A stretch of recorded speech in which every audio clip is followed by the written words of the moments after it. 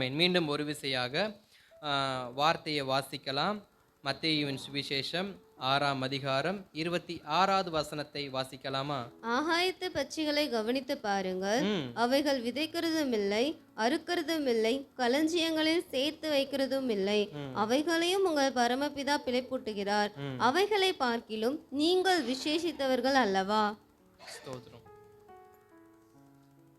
இயேசு கிறிஸ்து தம்முடைய மலை பிரசங்கத்துல ஜனங்களுக்கு முன்பாக சீஷர்களுக்கு முன்பாக சொல்லப்பட்ட ஒரு வார்த்தையை தான் நம்ம என்ன பண்ணோம் இப்போ வாசிச்சோம். அங்க சொல்றதுக்கு இந்த வார்த்தைக்கு முன்பாக சில வார்த்தையை நீங்க வாசிச்சீங்கன்னா ஏன் இந்த வார்த்தையை ஆண்டவர் சொன்னார் நமக்கு கொஞ்சம் ஒரு கன்ஃபர்மேஷன் கிடைக்கும். வாசிங்க. 25வது வசனத்தை வாசிக்கலாமா? ஆகையால் எண்ணத்தை உண்போம், எண்ணத்தை உண்போம், எண்ணத்தை குடிப்போம் என்று ம், உங்கள் ஜீவனுக்காகவும், ம், எண்ணத்தை உடுப்போம் என்று ம், உங்கள் சரீரத்துக்காகவும் ம், கவலைப்படாதிருங்கள் என்று ம், உங்களுக்கு சொல்கிறேன். ம், ஆகாரத்தை பார்க்கிலும் ஜீவனும், ம். உடையை பார்க்கிலும் சரீரமும் விசேஷித்தவைகள் அல்லவா? ஸ்தோத்திரம். இந்த வார்த்தையை சொன்னதுக்கு அப்புறமாக தான் 26வது வசனத்துல இருக்கிற வார்த்தையை ஆண்டவர் என்ன பண்றார் சொல்றார். அப்ப ஜனங்களுக்குள்ள ஒரு பெரிய கேள்வி, ஒரு கவலை, ஒரு எதிர்பார்ப்பு, ஒரு ஏமாற்றம், இப்படி பலவிதமான சூழ்நிலையை ஜனங்கள் தன்னுடைய இருதயத்துல வைத்திருக்கிறாங்க என்பதை இயேசு கிறிஸ்து அறிந்தவரா இருந்தபடியினால அவர் சொல்லுகிற வார்த்தை, நீ எந்த காரியத்துக்காக கவலைப்படுறியோ அது ஒரு பெரிய விஷயமே கிடையாது. ஏன்னா நம்முடைய கவலை எப்படிப்பட்ட கவலையா இருக்குன்னு இங்க ஒரு ஒரு உதாரணமா சொல்றாங்க. அப்படின்னா எண்ணத்தை உண்போம், எண்ணத்தை குடிப்போம். உங்க கவலை எப்படிப்பட்ட அதாவது இது மேல கவலை இருக்குன்னு சொல்ல வரல. உங்க கவலை இப்படிதான் இருக்கு, என்ன சாப்பிடுவோம் என்ன குடிப்போம். இது யாருக்காவது கவலையா இருக்குமா? இல்ல. ஏதாவது ஒண்ணு கண்டிப்பா இருக்கும். ஏதாவது ஒண்ணு குடிக்கிறதுக்கு இருக்கு, ஏதாவது ஒண்ணு சாப்பிட்றதுக்கு இருக்கும். அப்போ கண்டிப்பா இருக்கும். ஆனா அந்த கவலை நமக்கு எதுக்கு? அது போலதான் நம்ம படக்கூடியதான கவலைகள் எல்லாம் எப்படிப்பட்ட கவலையா இருக்கான்? தேவ பார்வையில சின்ன காரியமா இருக்கு. தேவனுடைய பார்வையில சின்ன காரியமா தான் இருக்கு. நம்ம தான் அதை பெருசா யோசிக்கிறோம். தேவன் அதை எதுக்கு ஒப்பிட்டு சொல்றாரு? சாப்பாட்டு காரியத்துக்கும் குடிக்கிற விஷயத்துக்கும் ஒப்பிட்டு என்ன பண்றாரு சொல்றாரு. அப்ப நம்ம அநேக நேரத்துல நம்ம கவலைப்படக்கூடிய கவலை, நம்ம பயப்படுகிற பயம், நம்முடைய சரீரத்தை குறித்து, நம்முடைய ஜீவனை குறித்து, நம்முடைய பிள்ளைகளை குறித்து, நம்முடைய குடும்பத்தை குறித்து நம்ம பயப்படுகிற பயம் எப்படிப்பட்டதா இருக்குதான்?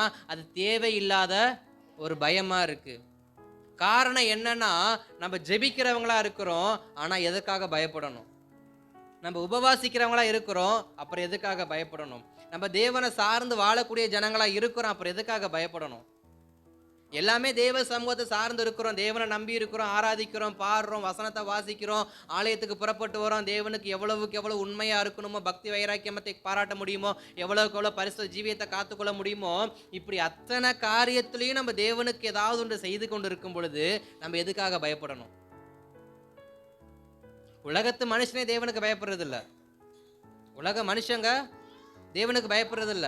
ரட்சிப்பை குறித்த பயம் இல்ல, பாவத்தை குறித்த பயம் இல்ல.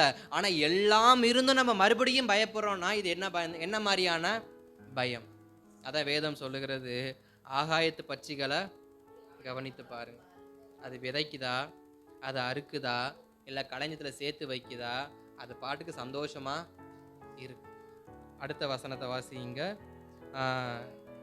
கவலைப்படுகிறதுனாலே ம், உங்களில் எவன் தன் சரீர அளவோடு ஒரு முழத்தை கூட்டுவான்? ம், உடைக்காகவும் நீங்கள் கவலைப்படுகிறதென்ன? ம், காட்டு புஷ்பங்கள் எப்படி வளர்கிறதென்று கவனித்து பாருங்கள். ம், அவைகள் உழைக்கிறதும் இல்லை, நூற்கிறதும் இல்லை. ம். என்றாலும் சாலமோன் முதலாய் தன் சர்வ மகிமையிலும் அவைகளில் ஒன்றை போலாகிலும் உடுத்திருந்ததில்லை என்று உங்களுக்கு சொல்கிறேன்.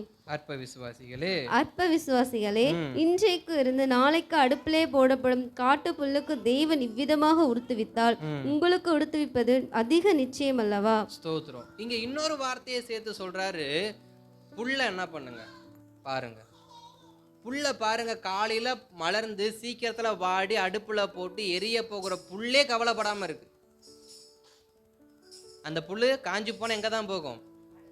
அந்த புல்லே சார்ந்த எந்த ஒரு கவலையும் இல்லாம இருக்கு. நம்ம எதுக்காக கவலைப்படணும்? நம்ம எதுக்காக? அப்ப ரெண்டு விஷயத்த சொல்றாரு. ஒண்ணு, ஆகாயத்து பட்சிகளை, அது பறவைகள் என்ன பண்ணுங்க கவனிச்சு பாருங்க. அது கிடைக்கிறத சாப்பிடுது, சந்தோஷமா என்ன பண்ணுது. உங்களுக்கு ஒன்று தெரியுமா? பறவை எப்போ வேட்டையாட பண்ணு பறவைக்கு என்ன பண்ணாது தெரியாது. எல்லாரும் அதை வேட்டையாடுறத தான் என்ன பண்றாங்க, குறியா இருக்காங்க. ஆனா தான் வேட்டையாடப்படுவோம் என்று தெரிந்தும் பறவை எப்படிப்பட்டதா இருக்கான், சந்தோஷமா இருக்கான்.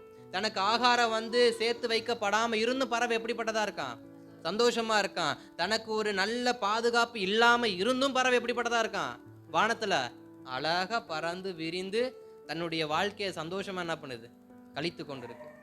தன்னை யாராவது வேட்டையாடுறாங்கன்னு பறவை மரத்திலேயே உட்காந்துருக்கா, இல்லை கூட்ட விட்டு வெளியே வராமல் இருக்கா, இல்லை சாப்பிடாம இருக்கா, ஏதாவது ஒன்று பண்ணாமல் இருக்காது.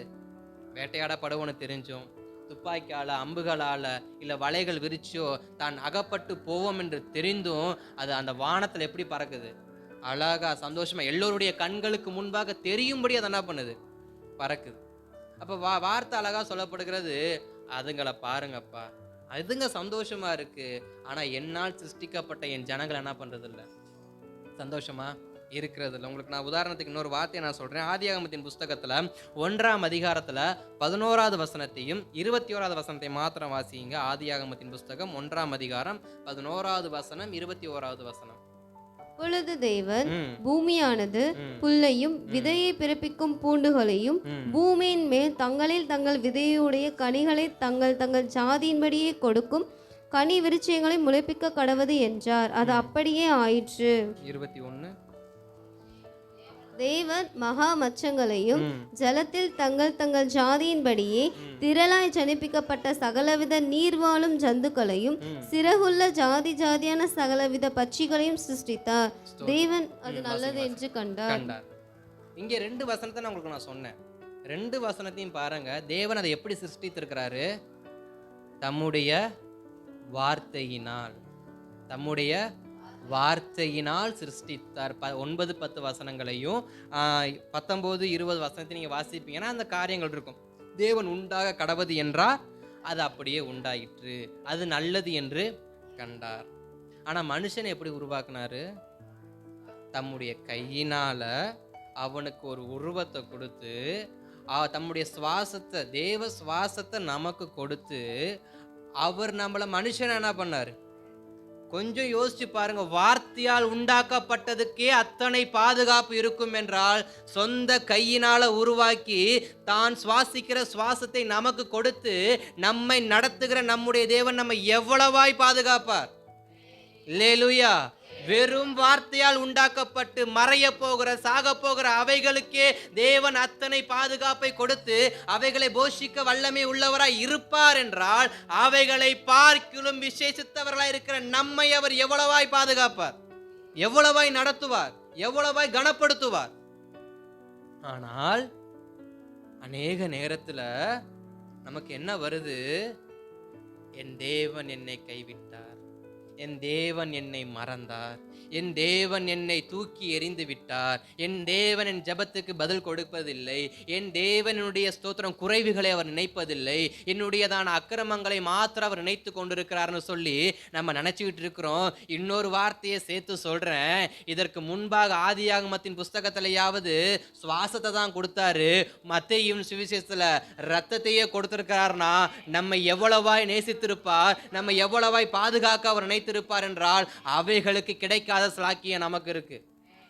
வார்த்தையால் உண்டாக்கப்பட்டவைகளுக்கு கிடைக்காத ஸ்லாக்கியம் நமக்கு இருக்கு. என்னன்னா, அவருடைய சுவாசம் நமக்குள்ள இருக்கு, அவருடைய ரத்தம் நம் சிரசின் மேல இருக்கு. அப்ப நம்ம எதுக்கு பயப்படணும், எதுக்கு கவலைப்படணும்? பட்சிகளுக்கும் முள்ளுகளுக்கும் தேவன் போஷிப்பார் என்றால், பட்சிகளுக்கும் முள்ளுகளுக்கும் தேவன் பாதுகாப்பு கொடுப்பார் என்றால், பட்சிகளுக்கும் முள்ளுகளுக்கும் வாழும்படி வாழ்வாதாரத்தை உயர்த்துவார் என்றால், நம்மை உயர்த்த மாட்டாரா? நம்மை பாதுகாக்க மாட்டாரா? நம்மை பலப்படுத்த மாட்டாரா? நம்மை நிலைநிறுத்தி நமக்கு சகாயம் பண்ண மாட்டாரா? அப்புறம் ஏன் அநேக கவலை, அப்புறம் ஏன் அநேக பதட்டம், ஏன் தடுமாற்றம், ஏன் பலவீனத்தை கண்டு அச்சம், ஏன் சோர்வை கண்டு முறுமுறுப்பு, காரணம் இல்லாத சண்டைகள் ஏன்? காரணம் என்னவென்றால், நமக்குள் உண்டான ஒரு அச்சம், நமக்குள் உண்டான ஒரு பயம் நம்ம இப்படிப்பட்ட இக்கட்டுகளை என்ன பண்ணுது, நடத்துது.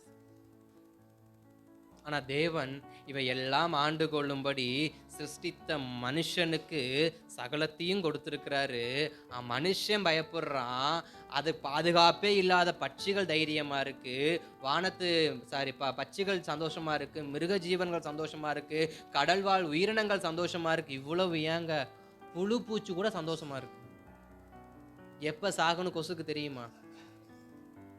கொசுக்கு தெரியுமா? எப்ப வலையில மாட்டோன்னு மீனுக்கு தெரியுமா? நம்பிக்கையற்ற வாழ்க்கையை வாழக்கூடியவைகளே சிறகை விரித்து சந்தோஷமாய் பறக்கும் பொழுது, நித்திய ஜீவனை வாக்களித்திருக்கிற தேவன் நம்மை இப்படிப்பட்ட துக்கத்தின் பாதையில் நடக்கிறத அவர் எப்படி விரும்புவார்? நித்திய ஜீவனை நமக்கு வாக்குத்தத்தம் பண்ணியிருக்கிறாரு. வாக்குத்தத்தம் பெற்ற நாம் சோர்ந்து பலவீனப்பட்டு நாம் படுத்திருப்போம் என்றால், நாம் விலகி இருப்போம் என்றால் தேவன் எப்படி பார்ப்பார்? அதுக்காண்டிதான் வார்த்தையை சொல்றாரு, அவைகளை பார்க்கிலும் நீங்கள் விசேஷித்தவர்கள். இன்றைக்கு கர்த்தருடைய வார்த்தை என்னவென்றால், அவைகளை பார்க்கிலும் நாம் விசேஷித்தவர்கள். அவைகள் இடத்துல நீங்க எதை வேணா ஃபில் பண்ணிக்கங்க. நான் வசனத்தின் மூலமாக பட்சிகளை சொன்னேன், புல்ல சொன்னேன். நீங்க எந்த மனுஷனை வேணாலும் வச்சுக்கோங்க.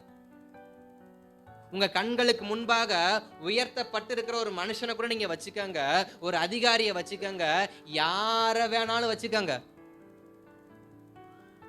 யார பார்த்து, கர்த்தாவே உம்மை பின்பற்றுகிற நான் இப்படி இருக்கிறேன், உம்மை பின்பற்றாத அவன் அப்படி இருக்கிறான்னு எந்த மனுஷன் கண்ணுக்கு வந்தாலும் பரவாயில்ல வச்சுக்கோங்க.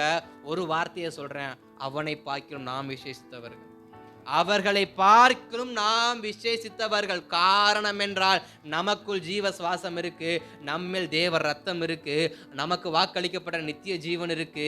எல்லாவற்றுக்கும் மேலாக நம்மை தொடர்ந்து சுற்றி பாளையம் இறங்கி காக்கக்கூடிய ரத சேனைகள் நமக்கு மத்தியில் என்ன பண்ணுது? அக்கினி ரத சேனைகள் என்ன பண்ணுது? இருக்குது என்பதை நாம் கொஞ்சம் ஆழமாய் மனதில் பதித்து கொண்டு தொடர்ந்து கர்த்தருடைய வார்த்தை நாம் தியானிக்க கர்த்தர் நமக்கு உதவி செய்வாராக. அல்லேலூயா, அல்லேலூயா. அவர்களை பார்க்க நாம் எப்படிப்பட்டவங்க? காரணம் என்ன? நமக்குள் சுவாசம் இருக்கு, நம்மேல் ரத்தத்தின் வல்லமை நம்மை பாதுகாத்து கொண்டிருக்கிறது. ஸ்தோத்திரம். முதலாவது ஒரு வார்த்தையை வாசிங்க. என்னாகமத்தின் புஸ்தகம் 14ஆம் அதிகாரம் 9வது வசனம். எப்படி அவர்களை பார்க்கிலும் நாம் விசேஷித்தவர்களாய் இருக்கிறோம் என்பதற்கு ஒரு உதாரணமான வசனத்தை வாசிக்கலாம். என்னாகமம் 14:9. கர்த்தருக்கு விரோதமாக மாத்திரம் கலகம் பண்ணாதிருங்கள். அந்த தேசத்தின் ஜனங்களுக்கு நீங்கள் பயப்பட வேண்டியதில்லை. அவர்கள் நமக்கு இரையாவார்கள். அவர்களை காத்த நிழல் அவர்களை விட்டு விலகி போயிற்று. கர்த்தர் நம்மோட இருக்கிறார், அவர்களுக்கு பயப்பட வேண்டியதில்லை என்றார்கள். ஸ்தோத்திரம். இந்த வேத வாக்கியம் நமக்கு நன்றாக தெரியும். இஸ்ரவேல் ஜனங்கள் பிரயாணப்பட்டு போகும் பொழுது, விடுதலை பிரயாணப்பட்டு போய் கொண்டிருக்கும் பொழுது, மோசே என்ன பண்ணுவாரு? ஜனங்களை அனுப்பி வேவு பார்க்கும்படி அனுப்புவார். நாம் சுதந்திரிக்க போகிற அந்த கானான் தேசம் எப்படிப்பட்ட தேசமா இருக்கு, போய் வேவு பார்த்து வாருங்கள் என்று சொல்லி 12 பேரை, கோத்திரத்துக்கு ஒருவர் என்று சொல்லி 12 பேரை அனுப்பி வைப்பார். 12 பேர் போயிட்டு 10 பேர் வந்து சொல்ற வார்த்தை என்ன தெரியுமா? அந்த தேசம் நமக்கு சுதந்திரமா கிடைக்காது, தேவன் நம்மளை ஏமாத்திட்டாரு. சொல்ல போனா தேவன் நம்மளை ஏமாத்திட்டாரு, நம்மளை கூட்டிட்டு வந்து அந்த வராந்தில் சாகடிக்க போறாரு, நமக்கு அந்த தேசத்துல ஆசீர்வாதம் கிடையாது, அந்த தேசம் நமக்கு பங்கு கிடையாது, அந்த தேசம் நமக்கு சந்தோஷம் கிடையாது. இப்படி ஏன்னு கேட்டா, நம்மளால் மேற்கொள்ள முடியாத அளவுக்கு அங்க பெரிய பெரிய ராட்சதர்கள் என்ன பண்றாங்க? இருக்கிறாங்க. இதுதான் காரணம். அவங்க இப்படிப்பட்ட பதட்டமான வார்த்தையை சொல்வதற்கு காரணம் என்ன? தங்கள் பலத்தால் போராட முடியாத ஏதோ ஒரு காரியம் எதிர் திசையில் அவங்க என்ன பண்ணுது? வரவேற்கும்படி நின்று கொண்டிருக்கு. அதனால இவங்க சொல்றாங்க, என் பலத்தால் அதை மேற்கொள்ள முடியாது, ஆனபடியினால அதை நான் சுதந்திரிக்க மாட்டேன். இன்றைக்கு நமக்குள் இருக்கிற அநேக கேள்வி என்னன்னா, வாக்குத்தத்தம் இருந்தும் எதிர் திசையில் எதிர்முனையில் இருக்கிறது நம்மை விட பலத்த காரியமா இருக்குமானால் நம்ம சொல்ற வார்த்தை அது எனக்கு கிடைக்காது. அப்ப நம்முடைய பக்குவம் எப்படி இருக்கு? சூழ்நிலைகள் சகலமும் நமக்கு சாதகமா இருந்தால் அது நமக்கு வாக்கு பண்ணது நிறைவேறும். சூழ்நிலை கொஞ்சம் மாறுதலா இருந்தால் அது நமக்கு வாக்களிக்கப்பட்ட தேசம் அல்ல. 10 பேர் சொல்ற வார்த்தை, ராட்சதர்கள் இருக்கிறாங்கப்பா அந்த ஊர்ல அவ்வளவு பெரிய மனுஷங்க இருக்கிறாங்கப்பா, 2 பேர் சேர்ந்து ஒரு திராட்சை கொலை தூக்கிட்டு வராங்கப்பா, இப்படி அவங்க பெரிய பெரிய ஜாதியா இருக்கிறாங்க, உயரமா இருக்கிறாங்க, நம்மளால அவங்கள மேற்கொள்ள முடியாதுன்னு சொல்லி இவ்வளவா இவர்கள் சொல்லி கொண்டு இருக்கும் பொழுது பின்னாடியே 2 பேர் ஓடியாடுறாங்க. யார் ஓடியாடுறா? காலேப்பும் யோசுவும் ஓடி வந்து அந்த வார்த்தையை சொல்றாங்க. மறுபடியும் வாசிங்க அந்த வசனத்தை. கலகம் பண்ணாதிருங்கள். கர்த்தருக்கு விரோதமாய் மாத்திரம் சொல்ற வார்த்தை 10 பேரை பார்த்து, நீ பார்த்த காரியம் உனக்கு பயமுறுத்தும் என்றால் நீ கர்த்தருக்கு விரோதமா கலகத்தை ஏற்படுத்தாத. உனக்கு ஒரு விஷயம் பயமுறுத்துது, நம்முடைய வாழ்க்கையில ஒரு காரியம் நம்மளை பயமுறுத்துது என்றால் நம்மை பயப்பட வைத்த காரியத்து நிமித்தம் தேவ நாமத்தை என்ன பண்ணக்கூடாதான்? கலங்க பண்ணக்கூடாதான். தேவ நாமத்தை தூஷிக்க கூடாதான். தேவ நாமத்துக்கு அவதூறு வரக்கூடியதமா நம்ம என்ன பண்ணக்கூடாதான்? செயல்படக்கூடியதான். மறுபடியும் வாசிங்க. கர்த்தருக்கு விரோதமாக மாத்திரம் கலகம் பண்ணாதிருங்கள். அந்த தேசத்தின் ஜனங்களுக்கு நீங்கள் பயப்பட வேண்டியதில்லை, அவர்கள் நமக்கு இரையாவார்கள். ஸ்தோத்திரம். இங்க சொல்ற வார்த்தை பயப்படாத, அவர்கள் நமக்கு இரையாவார்கள். இறை யாருக்கு கிடைக்கும்? இறைகள் யாருக்கு கிடைக்கும்? வேட்டையாடுறவங்களுக்கு தான் கிடைக்கும்.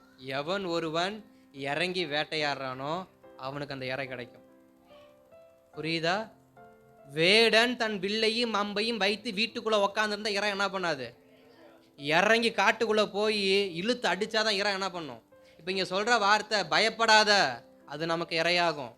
காரணம் என்ன? நாம் வேட்டையாடும்படி கர்த்தர் நம்ம என்ன பண்ண போறாரு?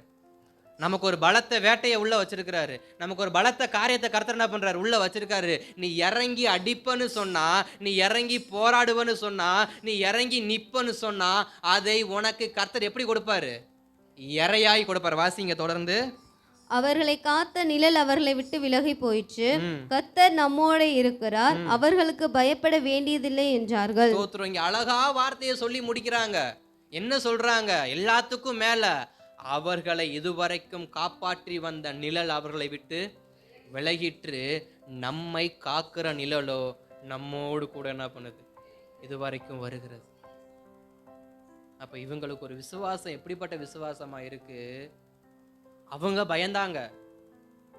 10 பேரும் 12 கோத்திரத்தில் இருந்த பிதாக்கள் தான். இந்த 12 பேரும் தேவனை அறிந்து கொண்டவங்க தான். இந்த 12 பேரும் செங்கடலை பிளந்து வந்தவங்க தான். இந்த 12 பேருமே தேவனால் நடத்தப்பட்டவங்க தான். இந்த 12 பேருமே தேவனுடைய அற்புத அடையாளங்களை பார்த்தவங்க தான். ராம்சேனம் தேசத்துல கர்த்தர் அந்த எகிப்து தேசத்துக்கு பண்ண எல்லாவற்றையும் கண்ணால் பார்த்தவர்கள் தான். சொல்ற வார்த்தை அவர்களை மேற்கொள்ள முடியாது.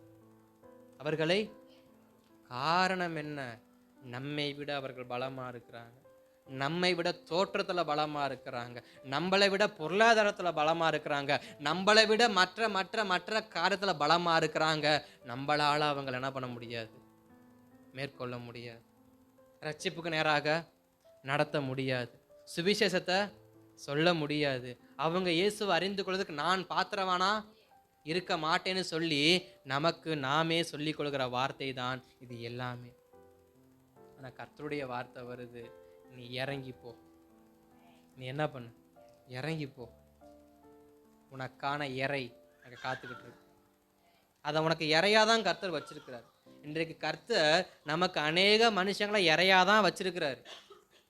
அதை நாம் பெற்றுக்கொள்கிற விதத்துல தான் இருக்கு. இறை மனிதர்கள் மாத்திரமல்ல, நமக்கான ஆசீர்வாதமும் கூட. நமக்கான ஆசீர்வாதத்தை கர்த்தர் நமக்கு முன்பாக வைத்திருக்கிறார். அதை பார்க்கும்படி வைத்தார். ஆனா ஏன் சுதந்திரிக்க முடியல? கண்களால் பார்த்த தேசத்தை ஏன் சுதந்திரிக்க முடியல? வாக்குத்தத்தம் பண்ணப்பட்டது ஆபிரகாமுடைய நாட்கள்ல. கண்கள்ல பார்த்தவங்க 12 பேரு. பார்த்தும் விசுவாசம் வரலை என்றால் இது எப்படிப்பட்ட விசுவாசமா இருக்கும்? கண்களால் பார்த்தோம், அதனாலதான் வேதத்துல ஒரு வார்த்தை சொல்லப்பட்டிருக்கும், மேகம் போன்ற இத்தனை திரளான சாட்சிகள் நம்மை சூழ்ந்திருக்கிறபடியினால். மேகம் போன்ற எத்தனை திரளான சாட்சி நமக்கு முன்பாக இருக்கு. நம்முடைய வாழ்க்கையில எத்தனை சாட்சியை கர்த்தர் கொடுத்திருக்க. இந்த வேதாகமத்தில் எத்தனை சாட்சி இருக்கு? எத்தனையோ பரிசுத்தவான்களுடைய சாட்சி எத்தனை இருக்கு? நமக்கு முன்னாடி ஜீவித்து மரித்து போன ஊழியர்களா இருக்கட்டும், விசுவாச பிள்ளைங்களா இருக்கட்டும், எத்தனை சாட்சி நமக்கு கொடுத்துட்டு போயிருக்கிறாங்க. ஆனாலும் ஏன் நமக்கு பயம் வருது? இதுதான் இன்னைக்கு கேள்வி. ஏன் பயம் வருது? வாக்குத்தத்தம் பண்ணப்பட்டது ஆபிரகாமுக்கு, எகிப்து தேசத்துல கர்த்தர் மகா வாதையை கொடுத்தாரு.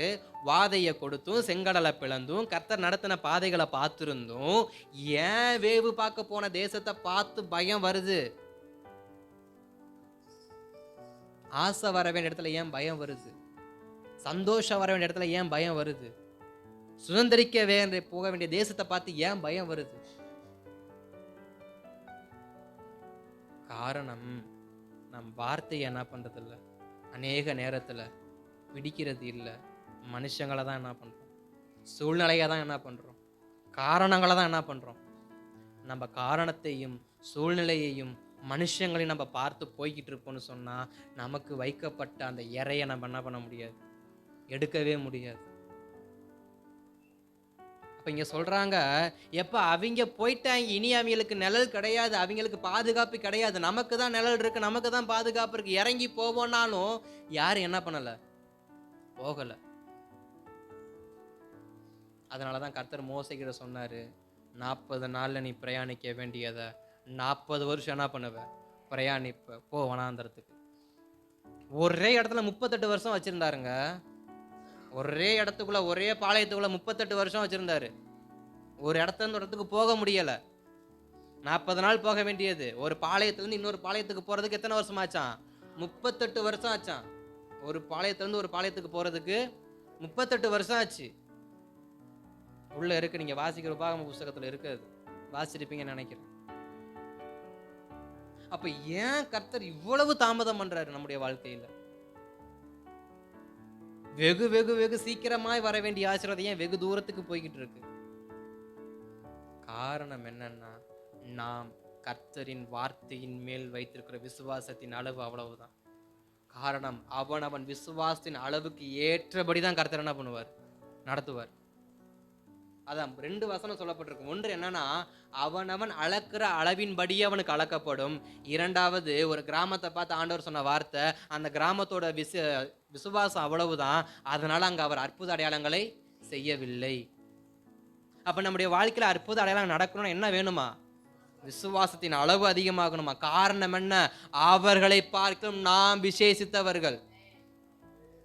அவர்களை பார்க்கிலும் நாம் விசேஷித்தவர்கள். அப்ப நமக்கு என்ன வேணுமா? விசுவாசம் வேணுமா? விசுவாசம் என்ன? விசுவாசம் யார் மேல விசுவாசம்? கர்த்தர் கொடுத்த வார்த்தை, அவர் எனக்கு சொன்ன வார்த்தை. நான் சுதந்திரிப்பேன் என்று சொன்னால் நான் சுதந்திரிப்பேன், நான் பெற்றுக்கொள் என்றால் நான் பெற்றுக்கொள்ளுவேன், நான் அதை மிதிப்பேன் என்றால் நான் மிதிப்பேன். ஒரு மனுஷனை முறியடிப்பது போல முறியடிப்பேன் என்றால் நிச்சயம் நான் முறியடிப்பேன். காரணம், சொன்னது கர்த்தருடைய வார்த்தை. நம்ம விசுவாசிக்க வேண்டிய முதல் காரியம் என்னன்னா, அவர்களை காத்த நிழல் போய்விட்டது, என்னை காக்கிற நிழல் என்னோடு கூட வருகிறது, என்னை பாதுகாக்கும்படி வருகிறது. அதனாலதான் எலிசா ஒரு வார்த்தையை சொல்லுவாரு. எலிசா தன்னுடைய வேலையாட்களோடு இருக்கும் பொழுது, அவர் ஒரு இடத்துல பாளையம் இறங்கி இருக்கும் பொழுது, மற்ற புறஜாதி தேசத்தை சேர்ந்தவங்க என்ன பண்ணுவாங்க, ரதத்தை கொண்டு அவங்களை சுத்திடுவாங்க. அவங்க பாளையவனத்தில் போட்டு இந்த கூடாரத்தை சுற்றிலும் குதிரை ரதத்தினால அவங்க என்ன பண்ணுவாங்க, சுற்றி நிற்பாங்க.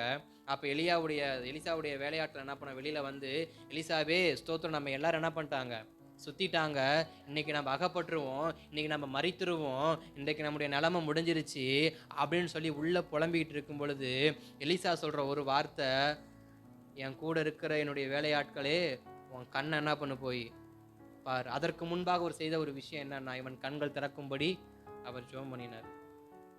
முதலாவது கண்கள் திறக்கும்படி அவர் என்ன பண்றாரு, ஜெபம் பண்றாரு. இரண்டாவது, இப்போ நீ வெளியே போய் பாரு அப்படின்றாரு. அப்ப நம்முடைய பார்வை என்ன பண்ணுமா, நமக்கு வேணும். அதனாலதான் மத்தேயுவின் சுவிசேஷத்துல 5ஆம் அதிகாரத்தில் சொல்லப்பட்டிருக்கும், நம்முடைய கண்கள் எப்படிப்பட்டதா இருக்காமா, விளக்கை கொளுத்தி அதை என்ன பண்ணணுமா, விளக்கத்தண்ணில் போர்த்தி வைக்கணும். நம் கண்கள் நம்முடைய சரீரத்துக்கு எப்படிப்பட்டதா இருக்கு, விளக்கா இருக்கு. நம்முடைய கண்கள் நம்முடைய சரீரத்துக்கு எப்படிப்பட்டதா இருக்கான், விளக்கா இருக்கு. அப்ப நாம் எதை பார்க்கிறோம், எதை நாம் பார்க்கிறோம், அதை நாம் விசுவாசிக்க வேண்டும். அப்ப இங்க எலிசாவுடைய வேலையாட்கள் வெளியே போனதுக்கு அப்புறம் பார்க்கறான். என்ன பார்க்கறானா, அதற்கு முன்பாக அவனுடைய பார்வையில இருந்தது வெளிச்சம் இல்ல, இப்ப வெளிச்சத்தோடு ஒரு பார்வையை பார்க்கறான். என்ன பார்வைனா, இவன் முன்பாக பார்த்தது வெறும் குதிரை ரதம், இப்பொழுது பார்க்கலாம் அக்கினி ரதங்கள் நிற்பத. அப்ப நம்ம பார்க்க வேண்டிய விஷயத்துலதான் நம்முடைய விசுவாசம் என்ன பண்ணுது, அடங்கி இருக்கு. நம்முடைய பார்க்கிற அளவுல நம்முடைய விசுவாசம் என்ன பண்ணும், வளரும். வெறுமையான மாமிச கண்களை நீங்க பார்ப்பீங்கன்னா உங்களுக்கு குதிரை மட்டும்தான் தெரியும், ரதம் மட்டும்தான் தெரியும். ஆவியின் பலத்தில் ஆவியானுடைய துணையோடு உங்க மனக்கண்கள் திறக்கப்பட்டு தேவ சமூகத்திலிருந்து உங்க கண்கள் பார்க்கப்படுமானால் உங்களை சுத்தி இருக்கிற அக்கினி ரதங்கள் என்ன பண்ண முடியும்?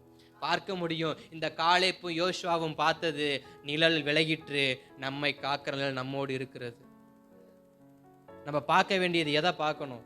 பொருளாதாரத்தையா, ஆசீர்வாதத்தையா, பலத்தையா, பணத்தையா, சூழ்நிலையா? இல்ல, நம்மை நடத்துகிற கரம் நம்மோட தான் இருக்கா, நம்மை வழி நடத்துகிற மேகம் நம்மோட தான் இருக்கா, நம்மை பாதுகாக்கிற ரதம் நம்மோட தான் இருக்கா, அதை செக் பண்ணா மட்டும் போதும். மீதி சகலத்தையும் திருப்பி கொள்ள கர்த்தர் என்ன பண்ணுவாரு?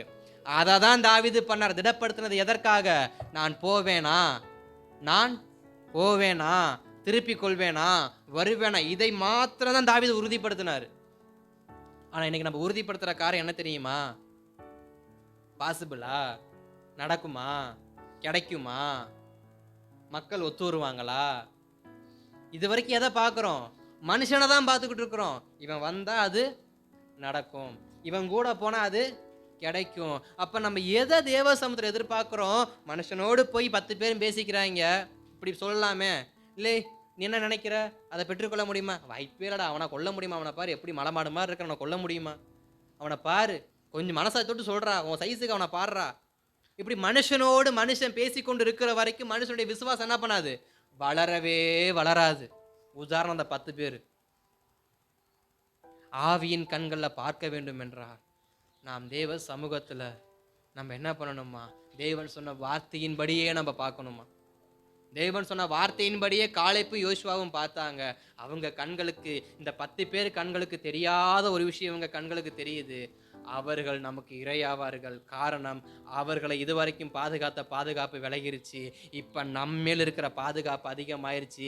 நம்ம இறங்குவோன்னு சொன்னால் அது நமக்கு இரையாகும். அப்போ கர்த்தர் சொன்ன வாக்குத்தத்தம் நிச்சயம் நிறைவேறும். தேவ தரிசனத்தோட பார்வையை பார்க்கும் பொழுது கர்த்தர் நமக்குரிய நமக்கானவைகளை நாம் சவதரித்து கொள்ள கர்த்தர் நமக்கு நிச்சயம் உதவி செய்வார். அல்லேலூயா, அல்லேலூயா. அப்ப எப்படிப்பட்ட பார்வையை பார்க்கணுமா? நம்முடைய மனக்கண்கள் திறக்கும்படி ஜெபியுங்க. தேவ சமூகத்தில், ஆண்டவரே என் மனக்கண்கள் எனக்கு என்ன பண்ணுங்க, திறந்து விடுங்கப்பா. ஆண்டவரே என்னுடைய மனக்கண்கள் திறக்கட்டும்ப்பா. நான் மனக்கண்கள் திறந்து தேவ ஆவியோட, தேவனுடைய வசனத்தோட, தேவன் கொடுத்த வைராக்கியத்தோட நான் சிலவற்றைய பார்க்கணும். இதுவரைக்கும் நான் பார்த்து பயந்தவைகளை இனி நான் பார்க்கும்போது பயப்படக்கூடாது. ஜெபிக்கலாமா தேவ சமூகத்தில்? கரங்களை உயர்த்தி தேவனுக்கு நேராக, ஆண்டவரே இதற்கு முன்பாக நான் பார்த்து பயந்த காரியங்கள் இனி நான் பார்க்கும் பொழுது எனக்குள் பயம் வரக்கூடாதுப்பா. இனி நான் பார்க்கும் பொழுது அச்சம் வரக்கூடாது. நான் பார்க்கும் பொழுது பதட்டம் வரக்கூடாது. காரணம், என்னை காக்கிற நிழல் என்னோடு இருக்கிறபடியினால, என்னை காக்கிற தேவ கரை என்னோடு இருக்கிறபடியினால, என்னை நடத்துகிற தேவன் என்னோடு இருக்கிறபடியினால அதை நான் மேற்கொள்வேன், அதை நான் மேற்கொள்வேன், அதை நான் மேற்கொள்வேன். ஜெபிங்க, அதை நான் மேற்கொள்வேன். ஆண்டவரே இதுவரைக்கும் ஆண்டவரே சபையின் ஜனங்கள் நாங்கள் எதை பார்த்து பயந்தோமோ அதை இனி பார்த்து பயப்படாதபடிக்கு ஒரு பலத்த கிரியை, ஒரு பலத்த அபிஷேகம், ஒரு பலத்த தொடுதல் இந்த நேரத்தில் ஜனங்கள் மத்தியில் இறங்குவதாகன்னு சொல்லி உம்முடைய கரத்தில் ஒப்பு கொடுத்து ஜெபிக்கிறோம். காலேப்புக்கும் யோசுவாவின் தலையின் மேல, அவர்கள் சிரசின் மேல இறங்கி அவர்களை விசுவாசிக்க வைத்த அந்த அபிஷேகம் இன்றைக்கு இவர்களை விசுவாச வைக்கும்படி, விசுவாசத்துல வர்த்திக்க பண்ணும்படி பார்த்த பார்வை மாறட்டும்பா. ஆண்டவரே விசுவாசத்தின் பார்வை மாறட்டும்பா. ஆண்டவரே வார்த்தையின் மேல் இருக்கிற விசுவாசத்தின் விசுவாசம் மாறட்டும். ஆண்டவரே உமது கரத்துல வைக்கிறோம். இதுவரைக்கும் 10 பேருக்குள்ள இருந்த விசுவாசம் இருக்குமானால் அது வெளியேறட்டும். காலேப்புக்கும் யோசுவாவுக்குள்ளும் இருந்த அந்த தரிசன பார்வை உண்டாகட்டும், அந்த தொலைநோக்கு பார்வை உண்டாகட்டும், அந்த வாக்குத்தத்தத்தின் பார்வை உண்டாகட்டும், தேவ பாதுகாப்பின் பார்வை உண்டாகட்டும். கர்த்தர் இந்த தேசத்தில் எனக்கு ஒரு காரியத்தை செய்வார். கண்கள் திறக்கப்படட்டும்பா. ஜீசஸ், நிச்சயமாய் கர்த்தர் நம்மை பயந்த இடத்துல, நம் தலை குனிந்த இடத்துல, நம்ம அவமானப்படுத்தப்பட்ட இடத்துல, நாம் விரட்டி விடப்பட்ட இடத்துல மீண்டும் கர்த்தர் நாம் சுதந்திரிக்கும்படி கர்த்தர் நம்மை நடத்துவார். அதற்கு ஒரே காரியம், பார்வை மாறினால் மாத்திரம் போதும். அல்லேலூயா, அல்லேலூயா. பார்வை மாறினா போதுங்க, பாதை கிடைக்கும். செங்கடலுக்கு முன்பாக ஜனங்கள் சொன்ன வார்த்தை, எகிப்தின்ல பிதைப்பதற்கு பிரேத குழி இல்லை என்றால் வனாந்தரத்தில் பிதைக்க கொண்டு வந்தேன்னு சொன்னாங்க. அங்க புதைக்கிறதுக்கு பிரேத குழி இல்லையான்னு இங்க புதைக்க நீ கூட்டு வந்த. அவங்க பார்வை அவ்வளவுதான், 10 பேருடைய பார்வை அவ்வளவுதான். ஆனா மோசையினுடைய பார்வை ஒண்ணு இருக்கு. மோசையை பார்க்கிறாரு, ஆண்டவரே இப்படி கொண்டு வந்து மாட்டி விட்டீங்களேப்பா கடைசியில. முன்னாடி செங்கடல், பின்னாடி பார்வோன் துரத்துறான். கூட எத்தனை பேர் இருக்கிறாங்க? 6 லட்சம் புருஷர்கள், சுமார் 20 லட்சம் ஜனங்கள் இருப்பாங்கன்னு வச்சுங்க தோராயமா.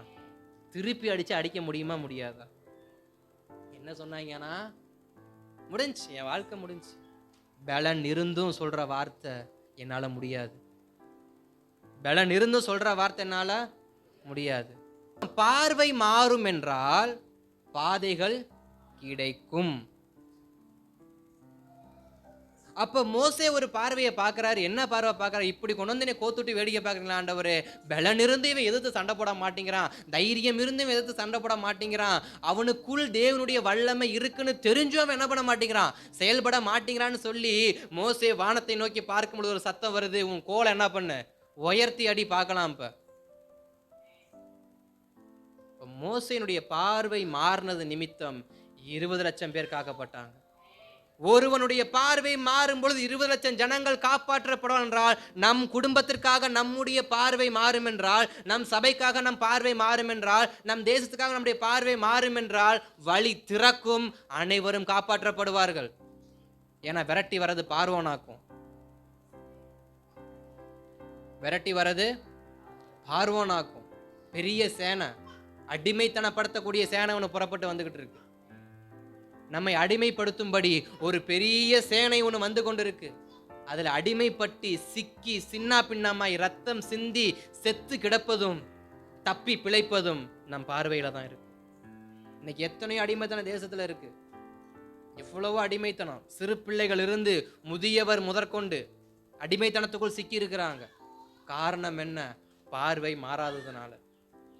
பார்வை மாறாததுனால. பார்வை மாத்திரம் அன்னைக்கு மாறி இருந்துச்சுன்னா பாதை கிடைச்சி தப்பிச்சிருந்துருப்பாங்க. பாதை மாறாததுனால அடிமைத்தனத்துக்குள் சிக்கிக்கிட்டாங்க. ஏன்னா எகிப்துக்கு இருக்கிற ஒரு பேரே அடிமைத்தனத்தின் வீடு. எகிப்து இருக்கிற பேரே அடிமைத்தனத்தின் வீடு. அப்ப அடிமைத்தனத்தின் வீட்டின் ராஜா ஒருவன் புறப்பட்டு வந்து கொண்டிருக்கிறான் நம்ம அடிமைப்படுத்தும்படி. நம் பார்வை குருட்டு பார்வையா இருக்கும் என்றால் அடிமைத்தனத்துக்குள் சிக்குண்டு மறுபடியும் நமக்கு கொடுக்கப்பட்ட வாக்குத்தத்தை பெற்றுக்கொள்ள முடியாமல் அந்த பாவத்துக்குள்ளேயோ அந்த சாக்கடைக்குள்ளேயோ அந்த உறவுக்குள்ளேயோ அப்படிப்பட்ட மனுஷங்களுக்குள்ளேயோ நம்ம சிக்கி சின்ன பின்னமாயி நாம் ஒன்றுமில்லாமல் பெறுவோம். கடைசியில பார்வை கொஞ்சம் மாறும் என்றால் விரட்டி வருகிற அடிமைத்தனத்துக்கு தப்பிக்கொள்ளலாம். எத்தனை பேருக்கு வேணும் அடிமைத்தனத்தின் வாழ்க்கையா அல்லது ஸ்தோத்திரம் ஆசீர்வாதத்தின் வாழ்க்கையா? ஆசீர்வாதத்தின் வாழ்க்கை வேணும் என்றால் இன்றைக்கு பார்வையை மாத்துங்க. உங்க பார்வையை மாத்திரம் மாத்துங்க. மாத்திட்டீங்கன்னா வாசல் திறக்கும். வாசல் திறக்கும். வாசல் திறந்தாக்க அடிமைப்பட மாட்டீங்க, அடிமைத்தனத்துக்குள்ள சிக்கிக்கொள்ள மாட்டீங்க. ஆதாமியா அடிமைத்தனத்துக்குள்ள சிக்கிக்கொண்டா அவ பார்வை மாறல. கர்த்தர் சொன்ன வார்த்தைக்கு நேரம் அவ பார்வை போகல. பிசாசு அந்த இருதயத்தை அப்படியே கவர்ந்து அப்படியே நயவஞ்சகமா அப்படியே தன் பக்கம் இழுக்கும்படி பேசினா அந்த அம்மா விழுந்துருச்சு. இன்றைக்கு பல பேர் எப்படிதான் விழுந்துகிட்டு இருக்கிறோம்? அந்த கவர்ச்சியின் வார்த்தையை, அந்த வர்ணஜாலமான வார்த்தையை, நம்ம இழுக்கக்கூடிய வார்த்தையை கேட்டு கேட்டு கேட்டு அடிமைத்தனத்துக்குள் சிக்கி சிக்கி சிக்குண்டு சின்ன பின்னமாய். ஆனா வார்த்தை வருது, நீ போடா, நீ முன்னோக்கி போ, நீ முன்னோக்கி போ. நீ இவங்கிட்ட சிக்கி கொள்ள முடியும் நான் கொண்டு வரல. ஒரு வேளை மோசே மாத்திரம் ஜனங்களை போல அவரும் தேவனை நோக்கி பார்க்காம ஜனங்களை போல நான் மடிந்து போவேன், நான் மாண்டு போவேன், நான் மடிந்து போவேன், நான் மாண்டு போவேன்னு சொல்லியிருப்பாருன்னா அவர் மாண்டு போயிருப்பார். இல்ல, அவரும் அடிமைத்தனமாக்கப்பட்டிருப்பார். விடுதலைக்காக புறப்பட்டவனு எங்க போயிருக்கணும்? இப்ப அடிமைத்தனத்துக்கு நம்மளை கர்த்தருக்கு தெரிந்து கொண்டிருக்கிறாரு.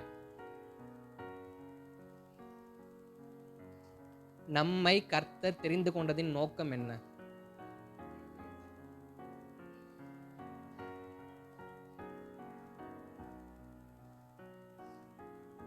நமக்கு சுதந்திரத்தை கொடுத்தும், நமக்கு வாக்குத்தத்தத்தை கொடுத்தும், நமக்கு அதிகாரத்தை கொடுத்தும், நமக்கு அபிஷேகத்தை கொடுத்தும், நமக்கு வார்த்தையை கொடுத்தும், நம்மை அழைத்ததின் நோக்கம் என்ன? சர்வ சிருஷ்டிக்கும் சுவிசேஷத்தை பிரசங்கித்து பிதா குமாரன் பரிசுத்தாவின் நாமத்தினால என்ன பண்ணணுமா? ஞான ஸ்நானம் கொடுக்கணுமா? உலகமெங்கும் போங்க, உலகமெங்கும் போங்க. போகணும்னா என்ன பண்ணணும்? பார்வை மாறணும். வசனத்தை வாசிக்கிறப்ப தெரியற கண்ணு ஜனங்களை பார்க்குறப்ப என்ன பண்ண மாட்டேங்குது? குருடாயிருது. அப்ப வார்த்தை பார்வைய மாத்துப்பா, பார்வைய மாத்து. மோசே, உன்னை நான் விடுதலையா கொண்டு போவேன்னா நீ என்ன மட்டும்தான் பார்க்கணும். விடுதலையோட நம்முடைய வாழ்க்கை இருக்கணும்னா கர்த்தரை மட்டும்தான் பார்க்கணும். உள்ள இருக்கிற 20 லட்சம் பேர் என்னத்தையோ சொல்லிட்டு போட்டோம். குடும்பத்தில் இருக்கிற அத்தனை உறவுகளும் ஒரு காரியத்தையே சொல்லி சொல்லி பேசட்டும். நம் இருதயம் மாத்திரம் கர்த்தரை சார்ந்திருக்குமானா, நம் சுற்றி இருக்கிறவர்கள் ஒரு பேச்சை பேசி கொண்டிருக்கட்டும், நீங்க இசைஞ்சு போயிடாதீங்க. கர்த்தருடைய வார்த்தை என்ன? என்னை அழைத்தவருடைய வார்த்தை என்ன? இந்த இடத்துக்கு என்னை கொண்டு வந்தவருடைய வார்த்தை என்ன? வார்த்தையை கேட்டு பார்வையை பார்க்கும் பொழுது பாதைகள் திறக்கப்படுது, செங்கடல் பிளக்கப்படுது. அடிமைத்தனப்படுத்தும்படி புறப்பட்டு வந்தவன் மாண்டு போனான், அமிழ்ந்து போனான். அவனுடைய சரீரம் கிடைக்காமல் போகும்படி, அந்த ரதங்கள் கிடைக்காமல் போகும்படி கர்த்தர் ஆழத்தில் அமிழ்த்து போட்டார். ஏன் சொல்றேன்னா, வரலாற்றுல அந்த ஆர்கிடெக்சர்னு சொல்லுவாங்க பார்த்தீங்களா, அவங்க செக் பண்ணி பார்க்குறப்ப உள்ள இருந்து நிறைய என்ன பண்றாங்க, தோண்டி எடுக்கிறாங்க. அப்போ உங்களை அடிமைப்படுத்தும்படி புறப்பட்டு வரக்கூடிய காரியத்தை நீங்கள் புதைத்து விட்டு ஓடணும்னா பார்வை மாற வேண்டும். பார்வை எப்படிப்பட்ட பார்வை? அவர்களை காத்த நிழல் விலகிற்று. அடிமையாய் புறப்பட்டு வருகிற அந்த அடிமைத்தனத்தின் வல்லமை செத்து போச்சு. இதுக்கப்புறம் அதுக்கு பலன் கிடையாது. இனி அதை அடக்கம் பண்ண வேண்டிய வேலை தான். அதனாலதான் சொன்னாரு, அதை நீ இரையாக்க வேண்டிய நேரம். நம்மளை அடிமைப்படுத்தப்பட்டதை நாம் புதைக்கிற நேரம் இது. நம்ம அடிமைத்தனம் படுத்தி இதுவரைக்கும் நம்ம ஸ்தோத்திரம் விரட்டி வந்த காரியங்களை நாம் புதைக்கிற காலம் இது. புதைக்கிற காலத்துல அதை வைத்து அழகு பார்ப்போம்னு சொன்னா எப்படி இருக்கும்? புதைக்க வேண்டிய பொருளை வச்சு அழகு பார்த்தா எப்படி இருக்கும்? எதை புதைப்போம்? மரித்து போன அதை கையில வச்சிருந்தா எப்படி இருக்கும்? சும்மா மங்களகரமா இருக்காது? அப்படியே ஜெகஜோதியா அப்படியே 10 வீட்டுக்கும் மணக்காது. புதைக்க வேண்டியதை புதைக்க ஒப்பு கொடுக்கறதுக்கு பார்வை இல்லைன்னா புதைக்க வேண்டியதை நீங்க கையில தான் எடுத்துட்டு போகணும். கையில் எடுத்துட்டு போனாக்க கிட்ட எவனும் வரமாட்டான். கிட்ட புதைக்க வேண்டியதை என்ன பண்ணணும்? புதைக்கணும். அறிக்கை செய்ய வேண்டிய காரியத்தை அறிக்கை செய்யணும். விட வேண்டியதை புறப்புற நேரத்துல, பார்க்கிறத செயல்பட வேண்டிய நேரத்துல, செய்ய வேண்டிய காரியத்தை செய்யாம போனா செத்துதான் போனோம்.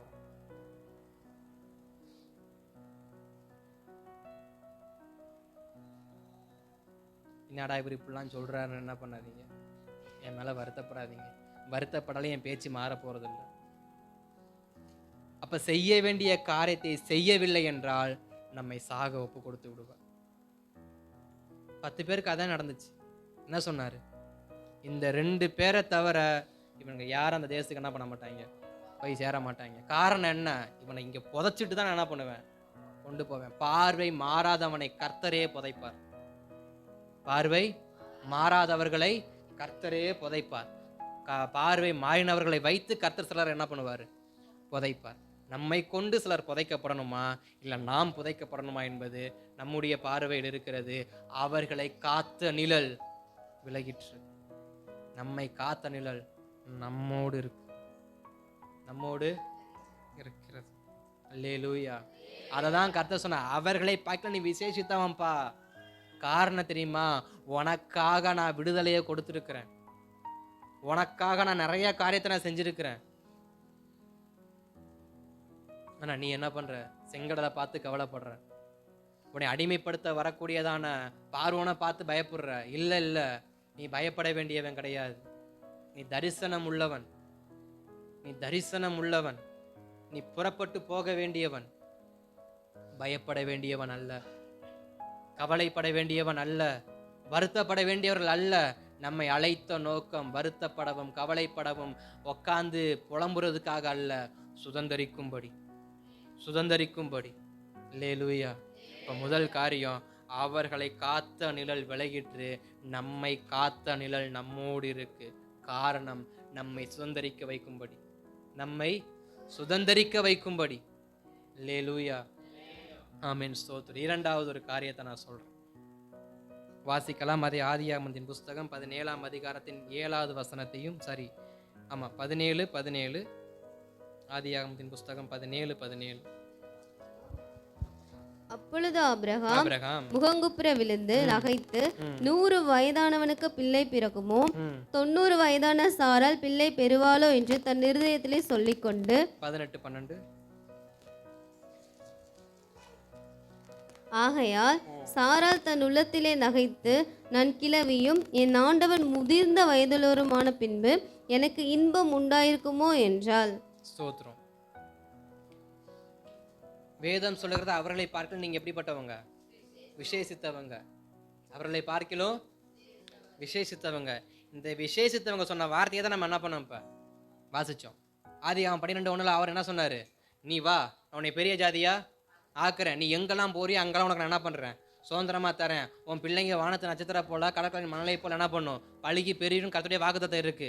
ஆனா வாக்குத்தத்தம் பண்ணப்பட்டு சுதந்திரிக்க வேண்டிய இந்த தம்பதியர் சொல்ற வார்த்தையை தான் நம்ம என்ன பண்ணோம், இப்ப வாசிச்சோம்.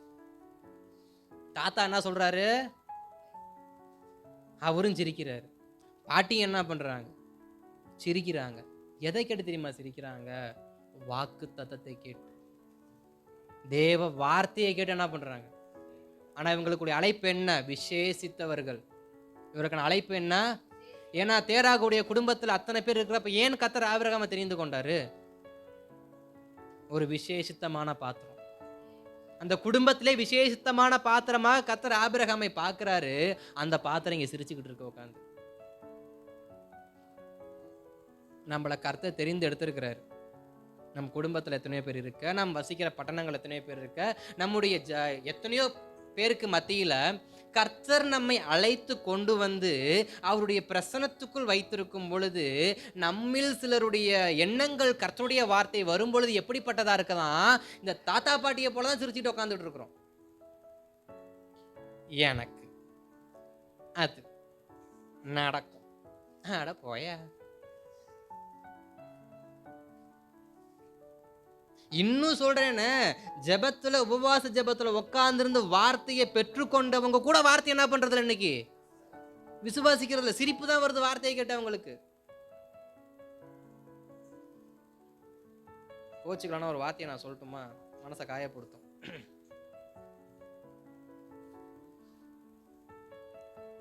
கர்த்தருடைய வார்த்தையை கேட்டு சிரிக்கிறவங்க பொழப்பு எப்படி இருக்குமா? புரிஞ்சுக்கிட்டா சரி, நான் சொல்லல. தேவ வார்த்தையை பார்த்து ஒரு குடும்பம் சிரிக்கும்னா அந்த குடும்பத்துடைய நிலைமை எப்படிப்பட்ட நிலைமையா மாறும்? மாறிச்சா மாறலையா? அந்த குடும்பத்தோட நிலைமை மாறிச்சு.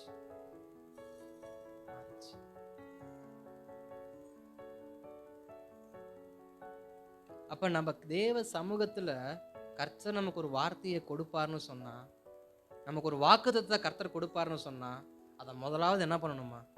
விசுவாசித்து அறிக்கை பண்ணணும்.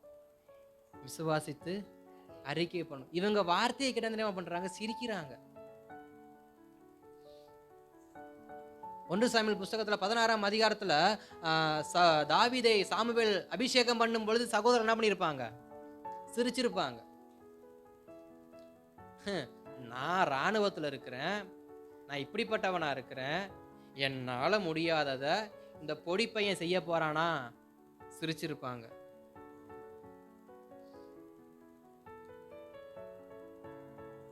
எலியாவும் எலிசாவும் தன்னுடைய கடைசி நாட்கள்ல எலியா புறப்பட்டு போய் கொண்டு இருக்கும் பொழுது எலியாவையும் எலிசாவையும் ஊரே வேடிக்கை பார்த்து கொண்டு இருக்கு. எலியா யோர்தானை 2ஆ பிளந்து நடந்து அக்கறைக்கு போகும் பொழுது இக்கரையில இருக்கிறவங்க எல்லாம் பார்த்துக்கிட்டே இருக்கிறாங்க.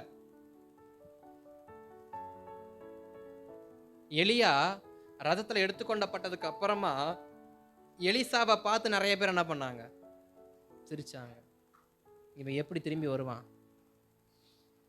இவன் எப்படி திரும்பி வருவான்?